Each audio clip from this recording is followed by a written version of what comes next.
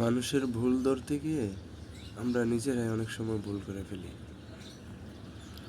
কেন বললাম এই কথা? দাঁড়ান একটা গল্প বলি, তাহলে বুঝতে পারবেন। আমি তখন সম্ভবত ক্লাস 6-এ, হ্যাঁ, তো আমার স্কুলে একটা অনুষ্ঠানের জন্য প্রধান অতিথি আসছে। উনি হচ্ছে কোনো কারণবশত ওনাকে মানে বাধ্য করা হয়েছে গান বলার জন্য, হ্যাঁ। তো মোটামুটি জোর করে ওনার স্টেজে ওঠায় দিছে, উনি একটা গান বলবে। তো উনি একটু চিন্তা ভাবনা করে তারপরে একটা গান শুরু করলো। গানটা আপনাদের সবার পরিচিত মনে হয়, একটু শুনেন। তুমি কি দেখেছো কভু জীবনের পরাজয়, দুঃখের দহনে করুণ রোদনে তিলে তিলে তো আমার মনে হয়েছিল কি যে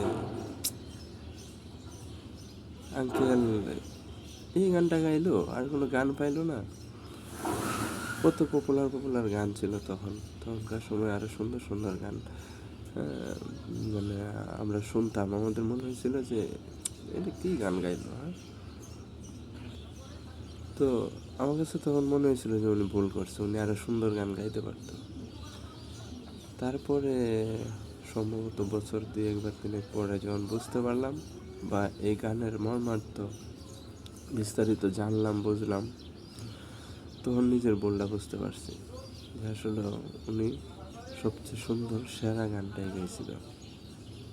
তো ভুল যে আপনি সব সময় সাথে সাথেই বুঝতে পারবেন এটা ভুল, অনেক সময় নিজের ভুলটা বুঝতে 2-3 বছরও সময় লেগে যায়।